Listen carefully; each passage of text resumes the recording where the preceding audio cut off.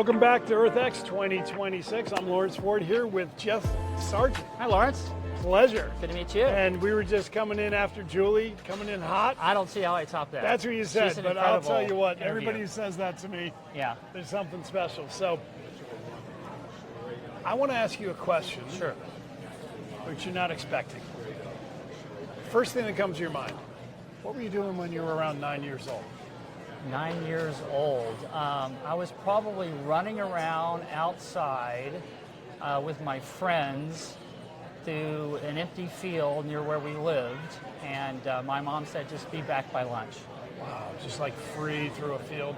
That's what kids did. Yeah, wow. Went down to the creek looking for crawdads, wow. Just out playing in nature. What part of the world? In Dallas. I grew up in Dallas. Nice. Yeah. And so the feeling was just like freedom and connection to nature, right? Yeah. And that, I mean, my family also injected this love of nature.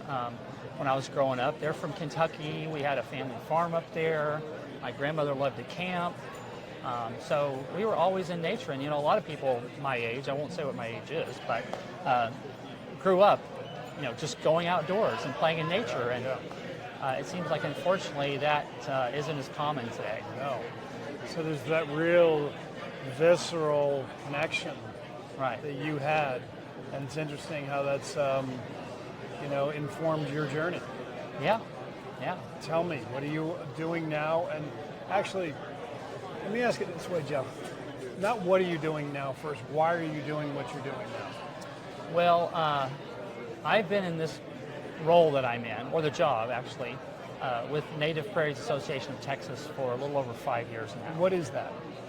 We are a statewide nonprofit land trust dedicated to the conservation of native prairies and their vital benefits to stewardship, land protection, and community. How beautiful is that? Now you're running across. No, but now you're running across those fields as a 9-year-old, protecting what gave you such joy. Exactly. Yeah, it all circles right back. And a lot of people don't know what a land trust is, but think of the Nature Conservancy. They're a very well-known, large global organization, and they started as a land trust, and they still are, but they do so much more. It's about conserving land, protecting natural land to benefit us all. And we all see how fast Texas is growing in recent years, especially around the major metro areas. And so we're trying to find that balance of protecting some of the wilderness land for wildlife and for agriculture. So we have that balance. We have clean air, we have clean water. Talk practically for me like land trust. Yeah. I own a bunch of land. What am I going to do? Donate it to you for a trust or something? Well, how's it work? That is one way. We work mostly with private landowners. That's what I'm saying, right. The state of Texas is 95% privately owned, and so that has to be the solution. Okay, so let's talk money now for a minute. Right. What's the incentives? Are there tax incentives? Are there things that you would like to see more of to help facilitate that transfer into a trust of private lands? You have good instincts, because yes, it's going that way.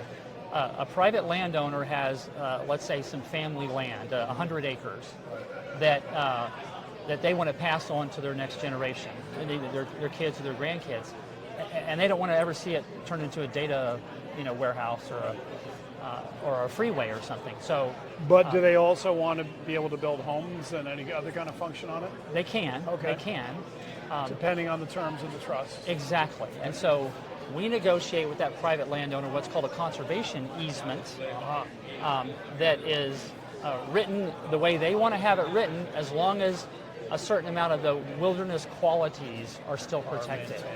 They can have homes on it, they can still farm and ranch, as long as they protect a certain kind of wilderness qualities. And once they agree to do that, their property loses some value, but they can either get compensated for that value or donate it. And then once we have the agreement signed, we as a nonprofit hold it and make sure it continues. Okay, so you're a 501c and they just get the tax write-off on the donation? They get the tax write-off. Do you work with donor advised funding? We absolutely do. Okay. We sure do. Is that your business? Is that what you're involved? I do a little bit of everything. I've been in the capital markets for a while. So, Great. So with DAFs, donor advised funds, how does that What's your opportunity there, do you see? Well, we certainly have, we're a membership organization too, so we have almost 1,000 members statewide in various chapters, and many of those members will contribute to us through their donor advised funds. Yeah. So it's a great tool. Nice cycle. Yeah. Perfect.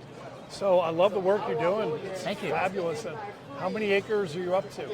And what's your goal? We have 7,355 acres statewide, which doesn't seem like a lot, but there's not a lot of native prairie left, and we're working with landowners to try to restore their property too. Actually, I'm glad you asked about the goal, because we just launched a North Texas Prairie initiative a couple of years ago, focusing just on a 33-county area in North Texas. And our goal over the next 3 years is to almost double the total acreage we have statewide. Another 7,500 in 3 years. It's ambitious, but we think it's doable. All right, so I know we're getting tight on time. Yeah. But I got to ask one more question. Sure. Because I'm sensing its material. It's not just about volume, is it? Because isn't there biodense land that is like 80 times more valuable than just the regular land, isn't it? Absolutely. Okay. It is how a do you manage that? It's a quality and a quantity, Yeah. and we go out and evaluate with experts. What are you looking for? So let's Texas. Listen up. Okay. You got a lot of land, and you got an opportunity to do something good and also manage some of your estate well. Okay, let's just leave it at that. This is not tax advice or financial advice. But you guys know what I'm talking about. Talk to the perfect landowner out there.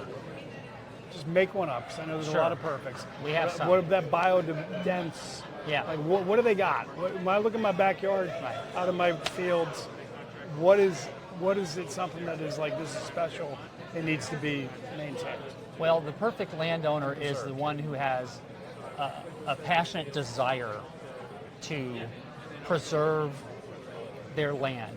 And it'd be great if it had some native prairie on it, but it doesn't. Native prairie. Native. So you're talking about, I'm keeping it simple here, animals running around. Evolved wildlife. Here in Texas, still intact, never been plowed. There's not much of that. But if how about wet, moist, dry? There are wet prairies. Does it matter which is more valuable? Not particularly. Okay.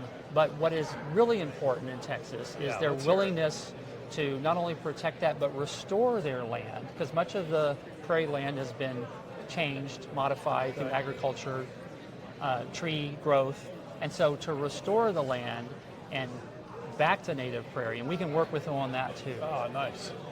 So if they're willing to do that and continue to maintain the conservation qualities of the land, then they're our friend. Beautiful. And we can help them with it. How do they get in touch with you? Well, our website, texasprairie.org. You can go to that and find out more about us. And there's a section on there called Protect Our Land. If you have property and you're interested to learn more about protecting it, go there. You can reach me directly by email, Jeff, Jeff _ Sargent, Sargent, at texasprairie.org, and I'd be happy to talk to you about it. Awesome. The Earth thanks you. Thank you, Lawrence. EarthX thanks you, Trammell Crow, and all those beautiful creatures that you're taking care of and helping the world thrive. Thank you for what you're doing. And thank you for sharing that moment at 9 years old, because that was obviously something that really leaned into the purpose of your life. That's a great question, Lawrence, and I appreciate you bringing it back out in me. And thank you for what you're doing here to get the word out about all the great work that's happening here. You got it. All right. Thanks. Take care. Okay.